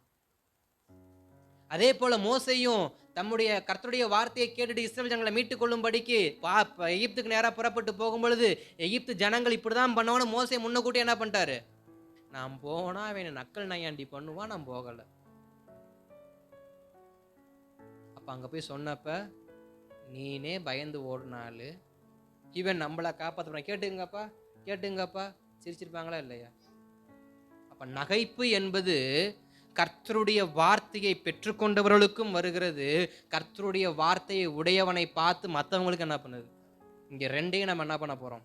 தியானிக்க போறோம். முதலாவது, வார்த்தையை பெற்றுக்கொண்ட நாம என்ன பண்ணணுமா? அதை ஏற்றுக்கொள்ளணும், நகைக்க கூடாது. வார்த்தையை கேட்டு என்ன பண்ணக்கூடாது? நகைக்க கூடாது. ஏன்னா சிலருடைய நகைப்பு என்பதா நீங்க உட்காந்து சிரிச்சுக்கிட்டு இருக்கிறதா நகைப்பு கிடையாது. வார்த்தை நம்மை நோக்கி புறப்பட்டு வரும் பொழுது அந்த வார்த்தையை பெற்றுக்கொள்ளாதபடிக்கு அஜாக்கிரதை இருப்பதும் நகைப்பை போன்ற வாழ்க்கை தான். வார்த்தை நம்மை நோக்கி தான் வருதுன்னு தெரியுது, அதை ரிசீவ் பண்ணி அதை வாங்கி உள்ளத்துல வைத்து, ஆண்டவரே இந்த வார்த்தையின்படியே என் குடும்பம் மாறட்டும், இந்த வார்த்தையின்படி என் குடும்பம் ஆசீர்வதிக்கப்பட்டும், இந்த வார்த்தையின்படி நான் மாறட்டும்னு சொல்லி எத்தனை இருதயம் அடிக்குது. எவ்வளவோ பிரசங்கம் நம்ம கேட்டிருக்கோம், சபையில பிரசங்கம் கேட்டிருக்கோம், யூடியூப்ல பிரசங்கம் கேட்டிருக்கோம், விசேஷத்தை கன்வென்ஷன் வச்சா போய் உட்காந்து பிரசங்கம் கேட்கிறோம். எத்தனை முறை வார்த்தை நம்மை நோக்கி வரும் பொழுது அது நன்மையா இருக்கட்டுங்க தீமையா இருக்கட்டுங்க, வார்த்தையை எத்தனை பேர் வாங்கி உள்ள வைக்கிறோம்? எத்தனை பேர் வார்த்தையை ரிசீவ் பண்றோம்? வரட்டும், வார்த்தை என்னை சுத்திகரிக்கும்படி வார்த்தை வருது, பரவாயில்ல வரட்டும். தாவீது கிட்ட ஒரு நல்ல குணம் ஒன்று உண்டு, என்ன தெரியுமா? அவரை நோக்கி நன்மையாகவோ தீமையாகவோ கர்த்தருடைய வார்த்தையை வந்து அதை அப்படியே அவர் ஏத்துக்குவார். ஏற்றுக்கொள்கிற பக்குவம் நமக்கு முதலாவது என்ன பண்ணணும்? வேணும். எதை ஏற்றுக்கொள்ளும்படி? வார்த்தையை, கர்த்தருடையதான வார்த்தையை ஏற்றுக்கொள்ளும்படி முதலாவது இருதயம் என்ன பண்ணணுமா? பக்குவப்படணும். இன்னைக்கு அநேக இருதயம் என்ன பண்றது இல்ல. அதனாலதான் கர்த்தர் சொன்னாரு, விதை என்பது வசனம், அது நல்ல நிலத்தில் விதைந்தால் மட்டும்தான் அதை என்ன பண்ணும்? பலனை கொடுக்கும். அப்ப வசனத்தை இன்னைக்கு இருதயம் ஏற்றுக்கொள்ள முடியாதபடிக்கு கடினமான பாரம் இருக்கிறது. அநேக யோசனைகள், வழிபோக்கனை போல அநேக யோசனை என்ன பண்ணுது? ஓடிக்கொண்டு இருக்கிறது. சில பாவங்கள் முல்லை போல நெருக்குகிறது. அதனால் விதைக்கப்பட்ட வசனம் வளருவதே கிடையாது. அப்ப இங்க வார்த்தை சொல்லுகிறது என்னவா? வார்த்தையை முதல்ல ஏற்றுக்கோ. வார்த்தையை முதலாவது ஏற்றுக்கோ. எப்படி வேணா வார்த்தை வரட்டுங்க. என்னுடைய வயசுக்கு நான் சொல்றேன், என் வயசுக்கு என்னுடையதான ரட்சிப்பின் அனுபவத்துக்கு என்னை நோக்கி எத்தனையோ வார்த்தை வந்திருக்கு. அத்தனை வார்த்தையையும் உக்காந்து அது உண்மையா பொய்யா, கர்த்தர் தான் எனக்கு இந்த மனுஷனை கொண்டு இந்த வார்த்தையை சொன்னாரா, இல்ல என்னை பார்த்து இந்த மனுஷனே இந்த வார்த்தையை சொன்னாரான்னு சொல்லி உக்காந்து யோசிச்சு யோசிச்சு யோசிச்சு தேவ சமூகத்துல பெற்றுக்கொண்டு நடக்கிற அனுபவத்தை கர்த்தனை கற்றுக் கொடுத்திருக்கிறாரு. ஆனா தாவீதுக்கும் அதே அனுபவத்தை ஆண்டவர் என்ன பண்ணார்? கற்றுக் கொடுத்தார். அதனாலதான் சவுல் கொல்ல வந்துமே கர்த்தர் அபிஷேகம் நான் என்ன பண்ண மாட்டேன், கொல்ல மாட்டேன். அவர் அபிஷேகம் நான் கொல்ல மாட்டேன். இந்த இருதயம் எப்பங்க வரும்? எப்ப வரும்? சும்மா அந்த இருதயம் வந்துருமா? சவுலுக்கு இல்லாத இருதயம் ஏன் தாவீதுக்கு மட்டும் வந்துச்சு? தாவீது கர்த்தருடைய வார்த்தைய அவர் அப்படியே ஆழமா என்ன பண்றாரு? தன் இருதயத்துல பதித்து வைக்கிறார். அதனாலதான் மோசே உபாகமத்தின் புத்தகத்துல சொல்லியிருப்பாரு, உன் பிள்ளைங்களுக்கு என்ன பண்ணு? கர்த்தருடைய வார்த்தைய சொல்லி கொடுப்பதில்ல, கருத்தா இருக்கணுமா? சொல்லி கொடுக்கறதுல கருத்தா இருக்கணும்னா வாங்குறதுல எப்படிப்பட்டதா இருக்கணுமா? கருத்தா இருக்கணுமா? சரி, இருக்கட்டும். அப்ப நம்ம நோக்கி கர்த்தருடைய வார்த்தை, கர்த்தருடைய வசனம் புறப்பட்டு வரும் பொழுது அதை நாம் வாங்கி நாம் அதை ஆசீர்வாதமாக வைத்து கொள்ளும் பொழுதுதான் நம்முடைய வாழ்க்கை எப்படிப்பட்டதா இருக்கும்? நன்மையா இருக்கும். நம்ம நினைப்போம், என் குடும்ப சூழ்நிலைக்கு இந்த வார்த்தை தேவையா? தேவை, அதனாலதான் வார்த்தை வருது. ஆனா நம்ம நினைக்கிறோம், என் நிலைமை புரியாம இந்த பாஸ்டர் கத்திக்கிட்டு இருக்காரு, என் நிலைமை புரியாம இந்த பாஸ்டர் பேசிக்கிட்டு இருக்காரு, இவருக்கு ஏதாவது ஆண்டவர் வெளிப்படுத்துறாரா பாரு, நான் எவ்வளவு துக்கத்துல உட்காந்துக்கிட்டு இருக்கேன், இவர் பாரு கண்ணை மூட்டு பேசிட்டு இருக்கிறாரு. அப்படி இல்லை. துக்கத்தின் பாதையில தான் மோசைக்கு சொன்ன வார்த்தை, உன் கோலை என்ன பண்ணு போடு. நெருக்கத்தின் மத்தியில வர வார்த்தையை தாங்க நம்ம முதலாவது விசுவாசிக்கணும். இப்போ மோசைக்கு குழப்பம் வந்திருக்கும். நெருக்கத்தின் மத்தியில நான் போய்கிட்டு இருக்கேன், இவர் குச்சை தூக்கி தண்ணிக்குள்ள போட்டுன்னு இருக்காரு, வேற வேலை கிடையாதுன்னா என்ன பண்ணிருக்க முடியாது, பாதை கிடைச்சிருக்காது. அப்ப நம்ம ஃபர்ஸ்ட் நமக்கு வரக்கூடிய வார்த்தையை என்ன பண்ணணும், வாங்கிக்கணும். வாங்கி அந்த வார்த்தையின்படி செயல்படும் பொழுது ஒரு மனுஷனை முறியடிப்பது போல நம்மளால் முறியடிக்க முடியும். முடியுமா முடியாதா? முடியும். ஏலா பள்ளத்தாக்குல கோலியாத்தை வெட்ட முடியுமா? முடியும். அவன் பட்டயத்தை உருவி அவனையே என்ன பண்ணலாம், வெட்டலாம். அப்ப ஸ்தோத்திரம், முதலாவது நம்ம வார்த்தையை ஏற்றுக்கொள்ளுகிறவங்கள என்ன பண்ணணுமா, மாறணுமா. எந்த நிலைமையில வேணா வார்த்தை வரட்டும். தாவீதுக்கு ஆசீர்வாதம்னா வார்த்தை வந்தப்ப கூட இல்லை, நாத்தான் மூலியமா தாவீதுக்கு ஒரு வார்த்தை வருது. தாவீதே, நீ செஞ்ச காரியம் இப்படிப்பட்ட காரியமா இருக்கு, நீ செஞ்ச பாவத்தை நிமித்தம் நீ இப்படி இப்படி பாதிக்கப்பட போற, இப்படி இப்படி நடக்க போகுதுன்னு சொல்லி தாவீதுக்கு வார்த்தை வருது. தாவீது என்ன தெரியுமா பண்ணாரு, நாத்தானை பிடிச்சி ஜெயிலில் அடைச்சி போட்டு வைக்கல, நாத்தான் அடிச்சு கொள்ளல, இந்த ரகசியத்தை இவன் வெளியில சொல்லிடுவான்னு சொல்லி தாவீது என்ன பண்ண சொல்லல. அவர் செஞ்சது ஓன்னு ஒப்பாரி வச்சு தன்னுடைய ராஜ வஸ்திரத்தை கழட்டி எரிஞ்சிட்டு உபவாசத்துக்கென்று வைத்திருக்கிற அந்த ரெட்டை உடுத்தி கொண்டு தேவ சமூகத்துல அமர்ந்திருந்து தன் பாவத்தை ஒத்துக்கொண்டு ஒப்பு கொடுத்தான். அப்ப நம்ம செய்கிற காரியங்களை முதலாவது ஒத்துக்கணும், ரெண்டாவது ஒப்பு கொடுக்கணும். ஒத்துக்கிட்டா தன்னை போல ஒப்பு கொடுத்துதல் வந்துடும். ஆனா இன்றைக்கு நம்மளுடைய வாழ்க்கையில சில சமயங்கள்ல நாம் செய்கிற பாவங்களை நம்ம என்ன பண்றது இல்லை, ஒத்துக்கிறதே இல்லை. அது தவறு அல்ல, அது பாவம் அல்ல, அது தேவ கோபத்தை ஏற்படுத்தக்கூடிய காரியம் அல்ல. இது ஒரு சகஜமான காரியம்தான், இது ஒரு சகஜமான காரியம்தான். இப்படி மனுஷ வார்த்தையை கேட்டு மனுஷ வார்த்தையை இருதயத்துல வைத்திருக்கும் பொழுது நாம் ஆவிக்குரிய பாதையில் என்ன பண்ண முடியாது, பிரயாணிக்க முடியாது. அப்ப இரண்டாவது செக்ஷனுக்கு நான் போகிறேன், மற்றவருடைய நகைப்பு. மற்றவருடைய நகைப்பு. இப்ப சாராள் ஆபிரகாம் நகைத்தார்கள், ஆனால் நகைப்பை கர்த்தர் சுட்டி காட்டின வேகத்துக்கு அதை உணர்ந்தவர்களாய் வார்த்தை என்ன பண்ணாங்க, ஏற்றுக்கொண்டாங்க. அப்பதான் சொல்றார், உற்பவதி காலத்துல உனக்கு ஒரு குமாரனை என்ன பண்ணுவேன், கொடுப்பேன், அவனுக்கு ஈசாக்குன்னு பேரு வை. அடுத்த செகண்டா வார்த்தையை வாங்கிட்டாங்க, அடுத்த செகண்டே வார்த்தையை வாங்கிக்கிட்டாங்க. அப்ப இரண்டாவது மற்றவர்கள் நகைக்கிற நகை. இன்றைக்கு ரட்சிக்கப்பட்ட தேவ ஜனங்களை பார்த்து இன்னைக்கு ஊர் உலகம் என்னதான் பண்ணுது, சிரிக்கதான் செய்யுது, சிரிக்கதான் செய்யுது. நம் செய்கிற ஜபத்தை பார்த்தாலும் அவங்களுக்கு சிரிப்பாக தான் இருக்கும், நம்முடைய ஆராதனை அவங்களுக்கு சிரிப்பாக தான் இருக்கும், நம்முடைய வைராக்கியம் அவங்களுக்கு சிரிப்பாக தான் இருக்கும், நம்முடைய விசுவாசம் அவங்களுக்கு சிரிப்பாக தான் இருக்கும், நம் தேவனுக்கு கொடுக்கிற முக்கியத்துவம் கூட அவங்களுக்கு சிரிப்பாக தான் இருக்கும். ஏன் இன்னைக்கு ஒரு நாள் போகலான்னா ஒரு நாள் கோச்சுக்கு வரா, கேட்டவங்க எத்தனையோ பேர் இருக்கிறாங்க. இன்னைக்கு ஒரு நாள் போகலன்னா அவங்க ஆளர்னா கண்ணை குத்திடுவாரா, கேட்டவங்க எத்தனையோ பேர் இருக்கிறாங்க. நம்ம தேவனுக்கு முக்கியத்துவம் கொடுப்பதை பார்த்து சிரிச்சவங்களுக்கு மத்தியில தான் நம்ம என்ன பண்றோம், வாழ்ந்து கொண்டு இருக்கிறோம். ஆனா வார்த்தை எப்படி இருக்கு அப்படின்னா, அவங்க சிரிச்சாலும் அவங்க சிரிப்புக்கு முன்பாக கர்த்தர் நமக்கு ஒரு பாதை என்ன பண்ணிருக்கிறாரு, வைத்திருக்கிறார். தாவீதை பார்த்து சிரிச்சாங்க, இவனா இஸ்ரவேலுக்கு ரட்சிப்பை கொண்டு வருவான், இவனா இஸ்ரவேலை ஆசீர்வதிப்பான், இவனா நினைக்கும் பொழுதுதான் அடுத்த 17ஆம் அதிகாரத்தை திருப்பும் பொழுது ஏலா பள்ளத்தாக்குள்ள தாவீது என்ன பண்றாரு, என்ட்ரி ஆகுறாரு. என்ட்ரி ஆன வேகத்துக்கு சொன்ன வார்த்தை, உனக்கு இங்க என்ன வேலை? சகோதரர்கள் கேட்கிற கேள்வி, உனக்கு இங்க என்ன வேலை? தாவீது, நான் வந்ததுக்கு முகாந்திரம் இல்லையோ?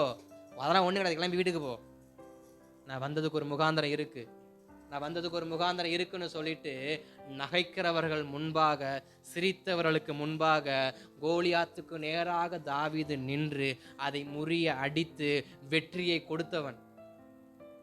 அப்ப நம்மை பார்த்து சிலர் சிரிப்பாங்கன்னு சொன்னா, அவங்களால் மேற்கொள்ள முடியாத சில காரியத்தை கர்த்தர் நம்மை வைத்து மேற்கொள்ள வைப்பார். அல்லேலூயா, அல்லேலூயா. எல்லாம் கவனமா இருக்கீங்களா? ஸ்தோத்திரம். அப்ப சிலரால் மேற்கொள்ள முடியாத காரியத்தை நாம் மேற்கொள்ள வேண்டும் என்றால் நாம் கர்த்தருடைய வார்த்தையை ஏற்றுக்கொண்டு சிரிக்கிறவர்கள் மத்தியில் நாம் தைரியம் என்ன பண்ணணுமா? நடக்கணுமா? அவமானத்தை பார்த்து நாம் திரும்பினால் நம்மளால் சரித்திரத்துல பெயர் என்ன பண்ண முடியாது? பொறித்து வைக்க முடியாது. அவமானத்தையும் அச்சத்தையும் தோல்வியையும் பராக்கிரமத்தையும் பார்த்து நாம் பின் வாங்குவோம் என்று சொன்னால் நம்மளால் சரித்திரத்தில் எதையும் என்ன பண்ண முடியாது? உருவாக்க முடியாது. இன்றைக்கும் நம்மை சுற்றி இருக்கிற ஜனங்கள் நம்மை நகைக்கிறார்கள், நம்மை பார்த்து பகைக்கிறார்கள் என்று சொல்லி நாம் பின்வாங்கி போவோம் என்றால், நாம் ஆராதிக்காமல் போவோம் என்றால், தேவனுக்கு வைராக்கியம் பாராட்டாமல் போவோம் என்றால், இதே இடத்துல ஒரு பெரிய மாற்றத்தை என்ன பண்ண முடியாது? காண்பிக்க முடியாது. மாற்றம் வேண்டும் என்றால் வார்த்தையை பெற்றுக்கொண்டு நகைக்கிறவர்களுக்கு முன்பாக நம்ம என்ன பண்ணணும்? நடந்து போய்கிட்டு இருக்கணும். நான் எலிசாவுடைய வார்த்தைக்கு வரேன். எலியா ரதத்துல போயிட்டாரு. இப்ப எலிசாவை பார்த்து எல்லாரும் என்ன பண்றாங்க? சிரிக்கிறாங்க. ஏன் சிரிக்கிறாங்க தெரியுமா? எலியா இருக்கிற வரைக்கும் எலியா காப்பாத்தினாரு. இப்ப எலியா ரதத்துல போயிட்டாரு. இனி எலிசாவுடைய நிலைமை என்ன? எலிசாவுடைய நிலைமை என்ன? இந்த கேள்வி இன்றைக்கு அநேக ஜனங்கள் விசுவாசிகளை பார்த்து கேட்டுக்கிட்டு தான் என்ன பண்றாங்க? இருக்கிறாங்க. இவங்க நிலைமை என்ன? இவங்க வாழ்க்கை என்ன? அப்ப எலிசாவை பார்த்து ஜனங்கள் சொல்ற வார்த்தை, எலியா தான் காப்பாத்துவார், எலிசா அதுக்கப்புறம் என்ன பண்ண முடியாது? காப்பாற்றப்பட மாட்டாரு. ஏன்னா எலிசா கிட்ட எதுவுமே, எலியா கிட்ட தான் பவர் இருக்கு, எலிசா கிட்ட பவர் இல்லை. அப்ப கவனிக்க வேண்டிய விஷயம், அபிஷேகம் இல்லாதவனை பார்த்து உலகம் சிரிக்க தான் செய்யும். அபிஷேகம் இல்லாத அபிஷேகத்தை நீங்க வெளியில கொண்டு வர வரைக்கும் உலகம் சிரிக்க தான் செய்யும். எலியா தனக்கு கொடுத்த அபிஷேகத்தை எலிசா வெளியில கொண்டு வர வரைக்கும் ஜனங்கள் அவனை பார்த்து சிரித்து கொண்டே இருந்தாங்க. இவன் எப்படி வெளியே வரான் பார்க்கலாம், இவன் எப்படி யோர்தானை தாண்டி வரான் பார்ப்போமே. இன்னைக்கு நிறைய பேர் உங்களை பார்த்துக்கிட்டு இருக்கிறாங்க. இந்த காரியத்தை நீங்க எப்படி மேற்கொள்வீங்க அப்படின்னு ஒரு ரகசியத்தை சொல்றேன். எலியா கொடுத்த அபிஷேகத்தை எலிசா அந்த யோர்தான் நதிக்கரைக்கு முன்பாக தன்மேல் போடப்பட்ட சால்வையை முறுக்கி ஒரு அடி அடித்தாரு. சிரித்தவன் வாய் பொத்திருச்சு. உங்களுக்கு ஒரு வார்த்தையை சொல்றேன், யாரெல்லாம் சிரிக்கிறாங்களோ அவங்க முன்பாக தேவ பலத்தை நீங்க காட்டுங்க, ஒரு வார்த்தை திறக்க மாட்டான். அதுக்கப்புறம் உங்களை பார்த்து சிரிக்கிறவனை நீங்க வாய் அடைக்கணும்னா செய்ய வேண்டிய ஒரே காரியம், உங்களிடத்தில் கொடுக்கப்பட்ட தேவ அபிஷேகத்தை அனல் மூட்டி நீங்க வெளியில கொண்டு வருவீங்கன்னா சிரிச்சவன் வாயெல்லாம் பொத்த போடும். சால்வைய முறுக்கி அடிச்சாரு, மொத்த பைய வாயும் அடங்கிருச்சு. அங்க சிரிப்பு வரலையே. எப்பூரா எலியா செஞ்சதை எலிசா செஞ்சான்? ஆச்சரியம். நமக்கு கொடுக்கப்பட்ட அபிஷேகத்தை முறுக்குங்க. சால்வையை கொடுத்துட்டாரு. அபிஷேகம் என்னும் சால்வை போத்தப்பட்ட உடனே சால்வை எடுத்து இப்படி இப்படி போன்னு போட்டாரா? இன்றைக்கு நிறைய பேர் பண்ணுவாங்க, போனாரா? வெறுமனை இருக்கிற வரைக்கும் அது ஷால். சகோதரிமார்களுக்கு தெரியும் நினைக்கிறேன். நீங்க வச்சிருக்கிற சாலை வெறுமையா தூக்கி அடிச்சா அது என்ன பண்ணாது? அதுவே முறுக்கி அடிச்சா அடிச்ச வேகத்து சுருண்டி கீழே வந்துடும் ஆளு. அப்ப உங்க மேல் போடப்பட்ட சால்வை என்னும் அபிஷேகத்தை நீங்க எவ்வளவாய் முறுக்குறீங்களோ, அதை எவ்வளவா டைட் ஆக்குறீங்களோ, அதை எவ்வளவா உறுதியாக்குறீங்களோ, நீங்க அடிக்கிற இடத்துல ஒரு பெரிய பிளவை கர்த்தர் என்ன பண்ணுவார்? ஏற்படுத்துவார். அப்ப நம்மேல் கொடுக்கப்பட்ட அபிஷேகத்தை உறுதியாக்குங்க. எவ்வளவுக்கு எவ்வளவு உறுதியாக்க முடியுமோ அவ்வளவுக்கு அவ்வளவு உறுதியாக்குங்க. அதை பத்திரமா பாதுகாக்க நினைக்காதீங்க, பயன்படுத்துங்க. இன்னைக்கு அபிஷேகத்தை எல்லாரும் என்ன பண்றாங்க? பத்திரமா வச்சிருக்கிறாங்க.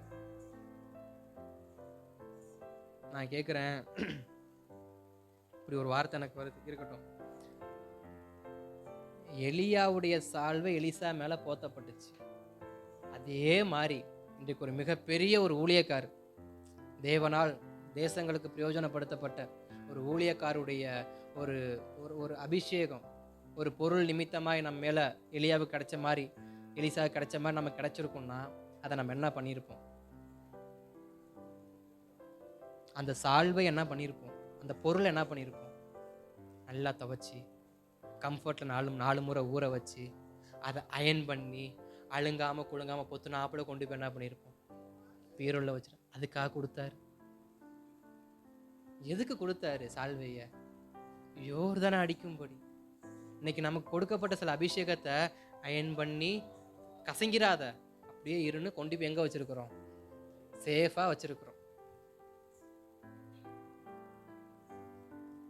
சாரம் குறையும் என்றால், உப்பின் சாரம் குறையும் என்றால், வெளியே கொட்டப்படுவதற்கும் மனுஷரால் மிதிக்கப்படுவதற்கும் அன்றி வேறு ஒன்றுக்கும் அது பயன்படாது. அபிஷேகம் பெற்றும் அபிஷேகத்தை பயன்படுத்தாத மனிதருடைய நிலைமை சாரமற்ற நிலைமை. நம்முடைய ஆவிக்குரிய வாழ்க்கைக்கு சாரம் தேவன் கொடுத்த அபிஷேகம். அபிஷேகத்தை மடித்து பொட்டலம் கட்டி பீரோக்குள்ள வச்சிருப்பீங்கன்னா நாம் சாரமற்ற வாழ்க்கையை வாழ்ந்துட்டு இருக்கோம். ஒரு நாள் கொட்டப்படுவோம், ஒரு நாள் மிதிக்கப்படுவோம்.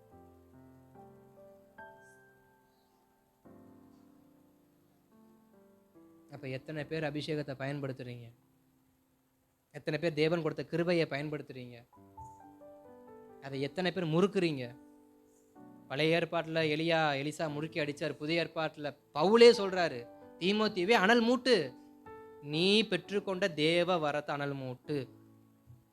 இயேசுநாதர் சொல்றாரு, நீ பெற்றுக்கொண்ட தாளந்த பெருக்கு, 1 2 2 4 4 8 5 10 புதைக்காத. புதைப்பதும் மடித்து வைப்பதும் ஒரே விஷயம். இப்போ இன்றைக்கு நம்ம எப்படி வச்சிருக்கோம்? சிலருடைய அபிஷேகத்தை சிலர் எப்படி வச்சிருக்காங்க நான் உணர்றேன். பத்திரமா பதைச்சு வச்சிருக்கிறீங்க, அயன் பண்ணி பீரோல மடிச்சு வச்சிருக்கிறீங்க. அது அங்க இருக்கிற வரைக்கும் தரித்திரம் விலகாது, பயம் விலகாது, பதட்டம் விலகாது. அதை எடுத்து அதை முறுக்கி பயன்படுத்த பயன்படுத்த பயன்படுத்த பயன்படுத்த பாதைகள் பிறந்து கொண்டே போகும். நீங்கள் நடந்து கொண்டே போவீர்கள். அல்லேலூயா, அல்லேலூயா. உங்களை பார்த்து சிலர் சிரிக்கிறாங்கன்னா திரும்ப முறைக்காதீங்க, திரும்ப பேசாதீங்க, திரும்ப அடிக்காதீங்க, வாக்குவாதம் பண்ணாதீங்க. அமர்ந்திருந்து நானே தேவன் என்பதை அவர்களுக்கு காண்பிக்க பிரயாசப்படுது. மோசேக்கு சொன்னது, யோசுவாவுக்கு சொன்ன வார்த்தை அதுதான். யோசுவாவே, நீ தோத்து போனது உண்மைதான். இப்ப நீ செய்ய வேண்டியது அமர்ந்து இருந்து நானே தேவன் என்பதை அவர்கள் அறியும்படி என்ன பண்றேன், செய்யறேன். நீ கொஞ்சம் பொறுமையா இரு.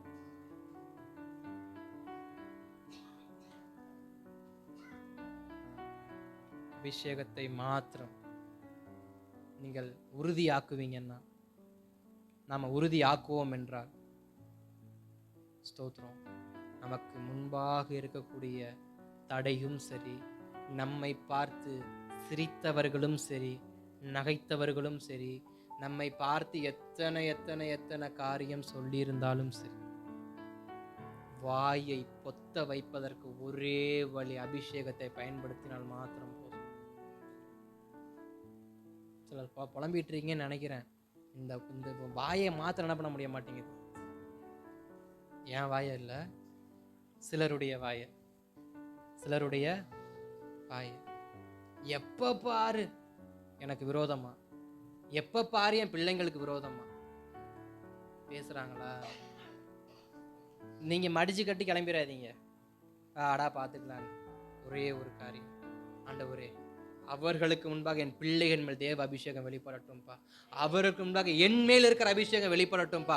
அவனுக்கு முன்னாடி தேவன் வச்சிருக்கிற அபிஷேகத்தை நான் என்ன பண்ணணும், பயன்படுத்தணும். தேவ சமூகத்தில் உட்காந்து வைராகியத்தை காட்டுங்க. யாரு வேண்டான்னா, யாரு வேண்டான்னா. ரெண்டே காரியம். ஒன்று, பார்வையை மாத்தினா பாதம் மாறும். ரெண்டாவது, அபிஷேகத்தை பயன்படுத்தினா சுற்றி இருக்கிற எல்லா சிரிப்பும் என்ன பண்ணும், மாறும். சீஷர்களை பார்த்து சிரிச்சவங்க எத்தனை பேர் சிரிச்சாங்க? அபிஷேகத்தை இழந்து போன நிலைமையில சிம்சோன் இருக்கும்போது எத்தனை பேர் சிரிச்சாங்க சிம்சோனை பார்த்து? அவனை எப்படி வச்சாங்க? வேடிக்கை பொருளா வச்சிருந்தாங்களாம். வேதம் சொல்லுது சிம்சோனை வேடிக்கை காட்டும்படி வைத்திருந்தாங்களாம். 1000 பேரை கொண்டவன் இப்படி எப்படி இருக்கிறான்? காரணம் அபிஷேகம் செயல்படாம இருக்கிற நேரம். நம்முடைய அபிஷேகம் செயல்படலானா நம்ம வேடிக்கை பொருளா மாறிடுவோம். அபிஷேகம் பெற்றிருந்தும் அபிஷேகத்தை செயல்படுத்தலனா வேடிக்கை பொருளா மாறிடுவோம். சில பேர் சொல்லலாம், எனக்கு அபிஷேகம் இல்லை என்று. நீங்கள் பயன்படவே முடியாதப்பா.